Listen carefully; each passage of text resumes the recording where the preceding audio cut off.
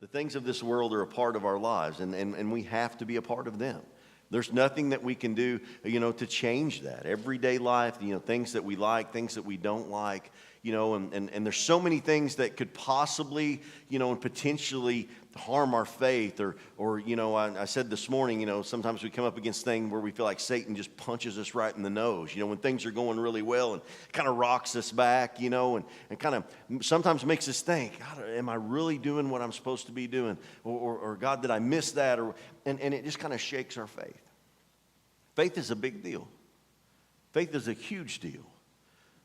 The key to faith, though, really comes in learning how to live in it in this world, but not of this world. When the things of this world that do happen don't rock that, don't change that. There was a story of a dad and a son, and they decided one day to go out in the country climbing on some cliffs. And all of a sudden, the dad heard this big yell from behind him. And his son said, "Hey, Dad, catch me." And so, in turning around, expecting to see his son standing on a cliff about to jump, to his amazement, when he turned around, his son was already in the air. And so Dad caught him, and they fell to the ground, and they kind of laughed there and had a moment, kind of like it was a circus act kind of thing going on, and they could barely talk. They kind of caught their breath, and when the dad kind of found it, in his place where he could breathe enough to talk, he said, "Son, can you give me one good reason why you did that?" His son responded with remarkable calmness, "Sure, because you're my dad."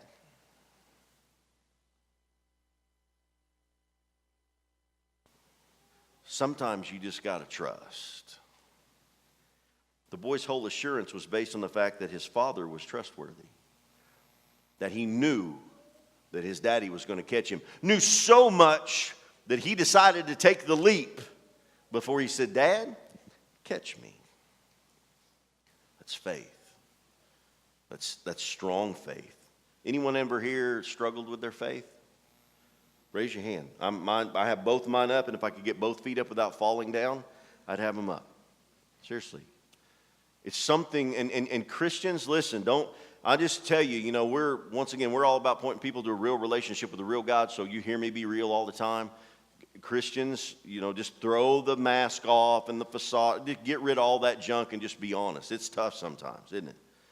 Things happen, in our lives or our families' lives or in friends or, situations or whatever, and it just absolutely rocks our faith. Today, we're going to look at a very well-known Sunday school story, at least one that I remember very well from my youth days in class with Dorothy Burke and Nadine Letzinger as my teachers. And it's just one of those stories, you mentioned Sunday school stories. It's one of them. And it's the story of three guys with very weird names: Shadrach, Meshach, and Abednego. I'm so thankful that my parents didn't name me one of those three names. I really, really, really am, But, the story here that we're going to talk about, in your book, the story, of course, is in chapter 18, but in the Bible it's found in Daniel chapter 3. There's this king, and King Nebuchadnezzar, and he's kind of a high and mighty thinking, lofty-minded, better than all. Anyway, so he decides one day that he's going to make this huge statue, this idol. This thing is massive, okay? And so he makes this, and he issues this decree or this order, and it basically says this. He said, "We're going to play some music sometime, throughout the day. And when people hear that music, you're going to bow down and you're going to worship this idol. And if you don't, I'm going to throw you into this huge, hot, blazing, fiery furnace." That sounds pretty radical, but that's what he wanted to happen.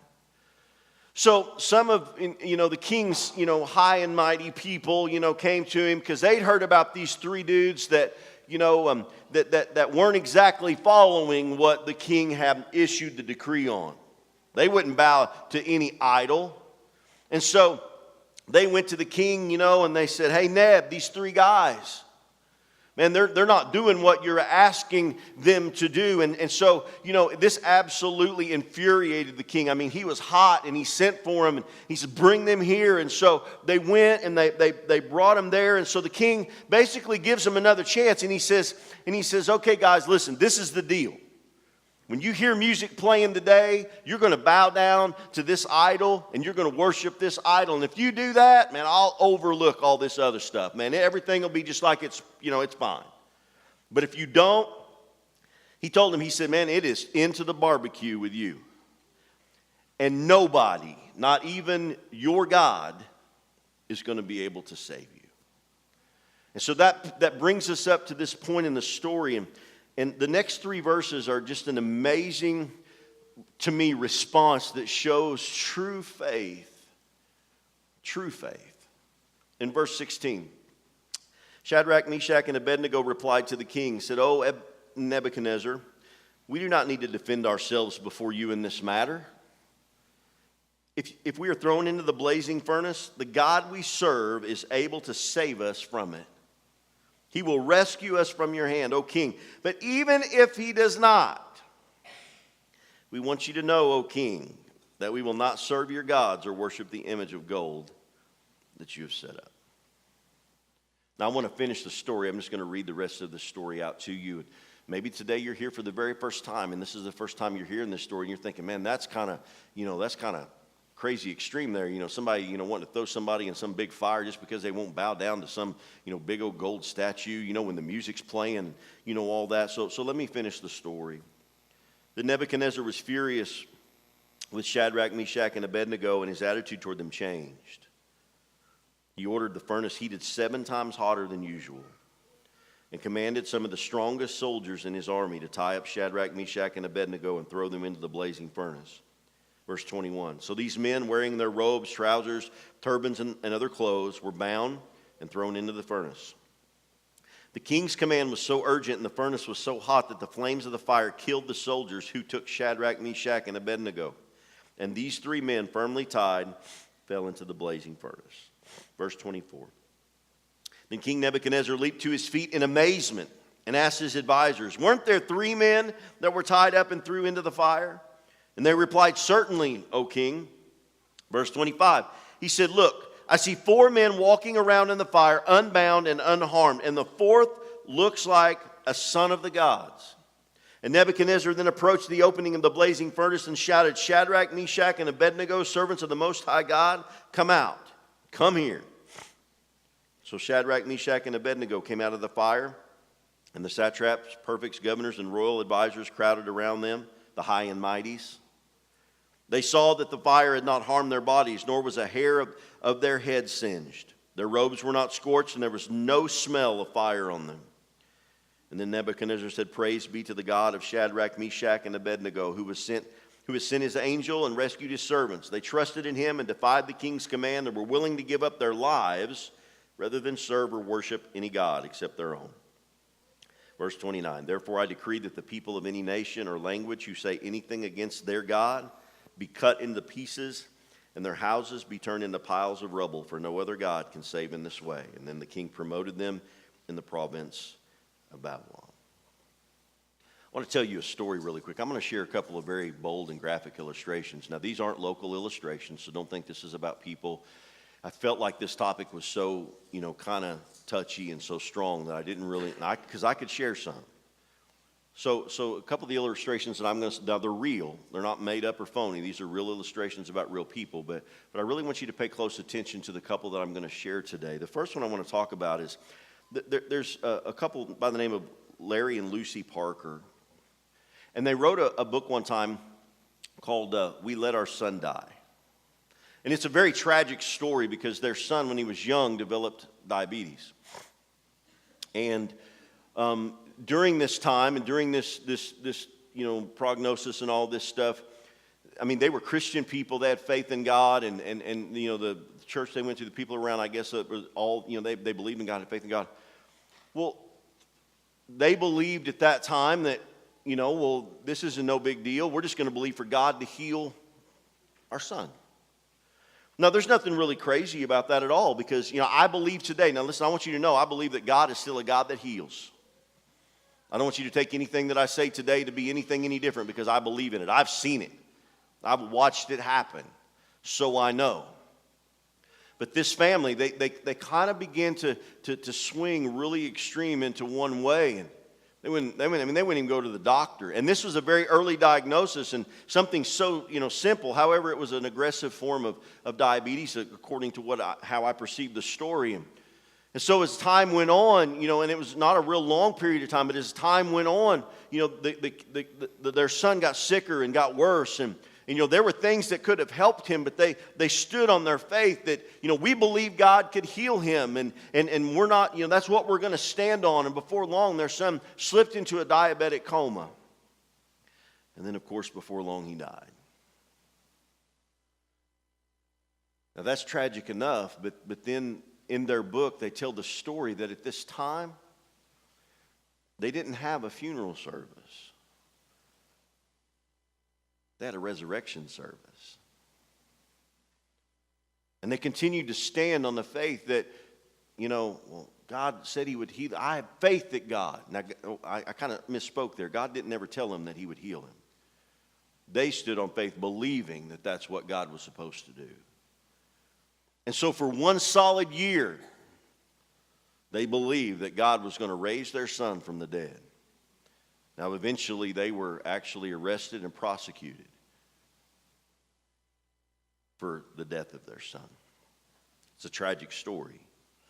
But even more tragic is that countless other stories like this, they could be painfully retold. You say, well, wait a minute, Pastor Ron, aren't you supposed to have faith, about things that big? Once again, please do not misread what I'm going to speak to you today. But a flawed concept of faith that inevitably leads to the opposite outcome that we believe will happen has a potential of completely rocking your faith. I want to share some things today, and because many Christians believe that the Bible teaches that faith is confidence in an outcome. And that is not true. Confidence in what we believe is supposed to happen. And that's not true. At least that's not the way that I read that. Sometimes we look at the Bible and look at all the miracles that God did and that Jesus did, and we look at the great faith of these men and women in the Bible and what happened because of their unwavering confidence in a certain outcome. Sometimes there was that outcome in the Bible, but it wasn't always that way. It wasn't some, I liked what Adam and I have conversations every week about what I'm going to speak about or what he's going to speak about or what we're doing. And it's like sometimes, and he kind of shared this, it's like sometimes we make God to be a genie in a bottle. And it's like we pick up this bottle when we need something or we want something, and we rub on that bottle and we expect, poof, here's God to grant us the wish that we think needs to happen. And we call that faith. But that's not exactly true. Daniel 3 once again tells this story of these three guys. And they stood up to this king because they believed in God. They served God. They knew God. God had already done amazing things in their life. They had strong faith in God. And they stood to the point of being willing to be thrown into this fiery furnace because of that faith and their unwillingness to bow to a false god. They did not pretend to know what was going to happen to them. They were very bold in it. And they said, we get it. You're going to throw us in?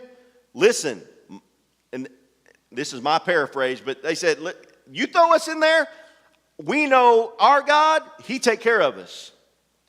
He can for sure take care of us. No big deal. They had no desire to burn. They had no desire to die. In fact, at one point, even in saying that, they didn't know what the king was going to do. They didn't know if their words were going to keep him from actually throwing them in or not. But regardless, they didn't waver in the fact that they said, listen, we know God could rescue us. But the really cool thing about this, because it would be really easy for people to say, well, man, that's awesome faith.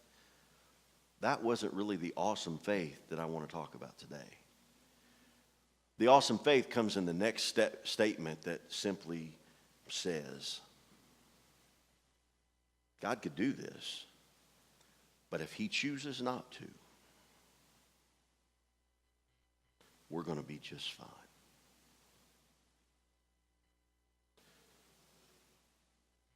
You get that? I know God can do it, but if he chooses not to,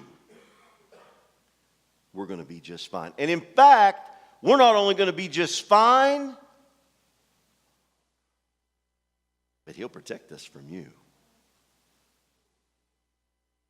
He'll deliver us from your hand. We won't bow down. Sometimes we look at those words, and I'm serious, because we talk, this is going to shake some people. This shook me. Because we might say, oh, no. You know, hey, Shadrach, Meshach, and Abednego, you know, you're supposed to believe and not doubt, and you're supposed to believe and not, you know, all of this. Listen, don't misinterpret this. They believed. There was no doubt. They did not doubt the fact that God could save them from this furnace. But more than that, there was no doubt in the fact that even if that was God's will, it was all going to be okay. Today I want to look at a couple things about faith specifically. Looking at what is faith, and one way to get a better picture of this, and I want to look at a couple things that faith is not. Okay? Just really quickly, I want to look at a couple of things that faith is not. Number one, faith is not trust in our belief.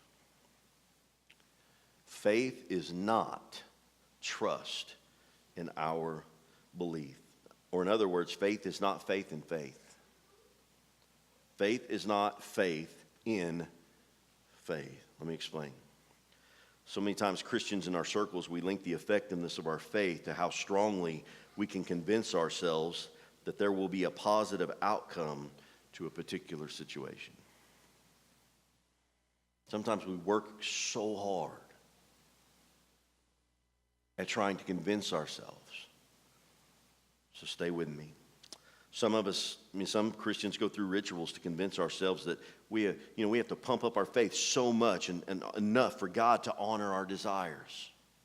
And a lot of times we'll do this by singing more, praying more, serving more, going to church more, giving more. God, I've given more. God, I haven't missed a Sunday in 5 years. So I know you're going to hear me. I know, God, that, and it's like we try to raise our status in God's eyes, or raise our status on this Christianity level to this point where there is no possible way that God would not answer my prayers. I'll tell you the second story this morning, and I'll withhold names even though it's not local. But there was a story of a young husband and a father, and he had a wife and 3 preschool kids, and he became very ill with Hodgkin's disease. In fact, this was the second time he'd had this disease, and he conquered it about 5 or 6 years prior to this point. He was told by his side of the family, and once again, this is a man of faith, a man that loved God. But he was told by his side of the family, very stringently, that he just needed to have faith again, and the disease would go away. That doesn't sound too crazy to me, honestly, I'll be honest. But the disease didn't go away. He didn't go to the doctor, he didn't go through none of that stuff. It spread throughout his body, and it just got worse and worse. And all the while, the man was told that he just didn't have enough faith.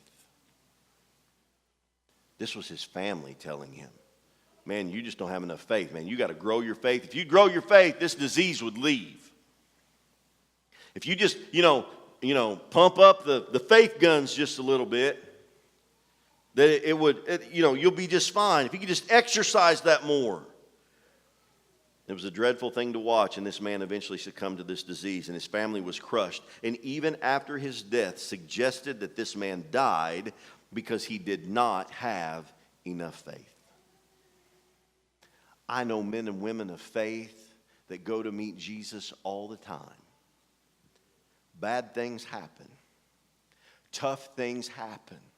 Servants of God, servants of their community, people that lead other people to Jesus, that preach, that sing, that serve, that give. I know that. It's life. Jesus said, in this life, you will have trouble.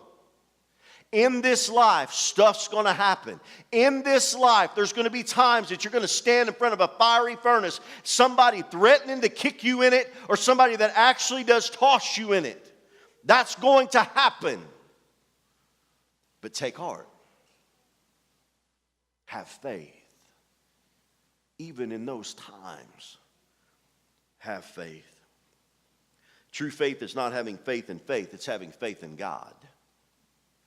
Having faith in God. God's ways are not always our ways. Shadrach, Meshach, and Abednego, they didn't have faith in faith. They just had faith in God. They didn't trust their belief. They trusted God. If he does it, I believe he can, great. If he doesn't, great. He's got me no matter what. The second thing faith is not, it is not trusting what we want or what we think should happen. Faith is not trusting what we want or what we think should happen. Although we may begin to see that faith is an expression of this utmost confidence in God, it is possible still to believe that God should do what we think he should do. And I know that we all relate to this because we prayed those prayers. We've had those thoughts because of certain situations and certain people and certain circumstances. God, I believe this should happen. This person should get that job. This person should be healed. This person this person that. It just happened that way. Have we ever found ourselves trusting God to do some very spiritual thing that we have decided that he needs to do? I'll be honest, I have. I'm thinking, man, this just lines up. We all begin counting on what we would love to happen simply because we think it is God's best interest to make that happen. But the results that we desire, or, we say for God's sake or for what we think will benefit another person, we're convinced that this has got to happen. You pray for that job. You pray for that job. I mean, come on, the job you're in is awful and this opportunity comes in and you're like, this is it. God, this is the one, God. And you fill out the application and you get the interview, and I mean, you just smoke it, and you come out thinking, this one is mine. And I mean, everything's feeling great, and then you don't get the call. Or maybe you get a call that says, you did awesome, you did great, but we just had to go this direction. And you're like, but God, this was it. I prayed. I've done what you've asked me to do, and this opportunity, you missed it. Maybe we pray for that someone to be healed, and that person doesn't receive the healing that we prayed for. And we just knew we had the faith for it. We said, my God, I had faith. I believed. And you said if I had faith and believed, and I asked. Just knew. But it just didn't happen that way. You prayed for your spouse, for your marriage that was shaken, and to the point, you're just like, man, I just know God's going to fix this. I believe he can fix this. I believe it can happen. And you pray and you believe and you go to church and you do all these wonderful things and you're trying, and for some reason it just doesn't happen. I mean, we want that, and you know what? Those things aren't bad things, are they? Those aren't things that necessarily we're asking God that, God could say, well, that's ridiculous. Seriously. Sometimes I think there's some things prayed that really, in the whole scope of things, I'm not trying to be disrespectful, but, sometimes that, this is real stuff. God healing people, God healing marriages, life change is positive. That's good praying right there. That's stuff worth praying about, but it just doesn't happen.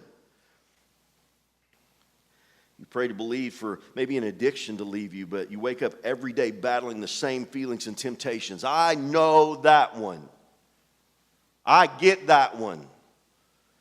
It's hard, but it's real. And you're like, but God, I believe in you. I know you can. But why? Why do I wake up with these feelings? Why do I go to bed with these feelings? Why? Shadrach, Meshach, and Abednego, they not have faith that said God should act in a certain way. They didn't, remember? They said God could do it, but if he chooses not to, we're going to be okay. I challenge you to go home and read Hebrews chapter 11, the Hall of Fame chapter on faith, and you look at the people that are listed and you go study their lives. These were people of God that did awesome and amazing things, but guess what? They had tough stuff happen in their life, and their faith wasn't wavered. Not a bit. So really quickly, what is faith then, Pastor Ron? Simple. Trusting in God. It is that simple. Faith is trusting in God. True faith lets God be God. Sometimes we don't like that because it doesn't line up with us. But that it doesn't depend on our efforts. It doesn't depend on how much we do or how much, this. It doesn't depend on that or our view of what God should or should not do. It's just simply resting upon the truth that God is God and we can trust him.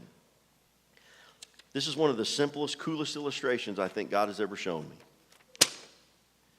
Faith in God is like taking a blank sheet of paper, handing it to God, and saying, write my story, and I'll do the best I can to live it. That's faith. Because a lot of times we might hand that paper to God and then he hands it back and we read it and go, hey, chapter 2, verse, whatever, that doesn't fit me and I really don't want to go through that and, or that's going to be too hard and, but God, that's not really what I am. I'm really comfortable here and, can we take out line 4? Seriously, don't we do that?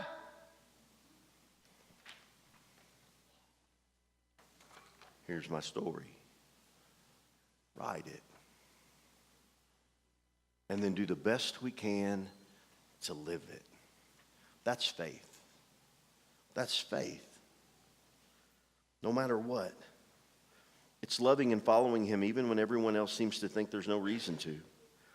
True faith is not rocked when life throws you a curve.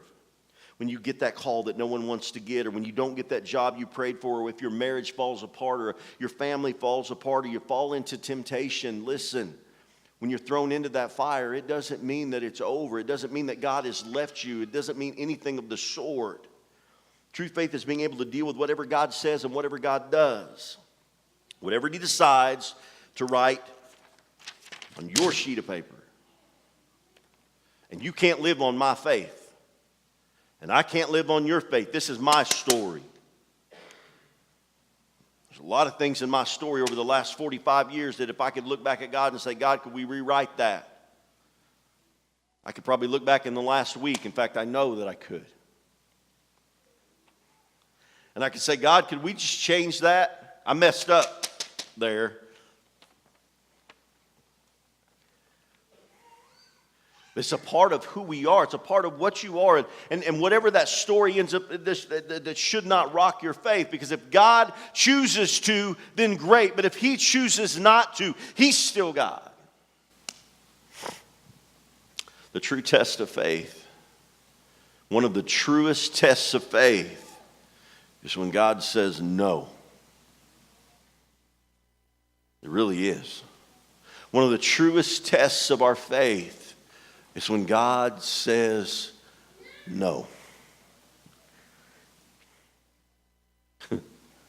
When there is no healing or there is no deliverance or when the house forecloses or you lose that job or when your loved one never recovers and all the while you've been doing the right thing, trying to live and honor God, but at least in our eyes, God says, that's not what I got in mind. That's not what I got planned. I'm sorry, but that's just, but God, I don't see that, and I don't think that should have happened. Well, sometimes it just doesn't. You don't have to be a Christian very long to find out that you'll be in a tough situation. And even though you pour your heart out to God in prayer, the heavens remain silent. God's answer is no. One of the greatest tests, when there is no miracle. Remember in verse 18, this should be stapled in your mind. Anytime you hear the word faith, it should just be stapled. Shadrach, Meshach, and Abednego said, but even if he does not, he can save us, but even if he chooses not to, God's still going to take care of me.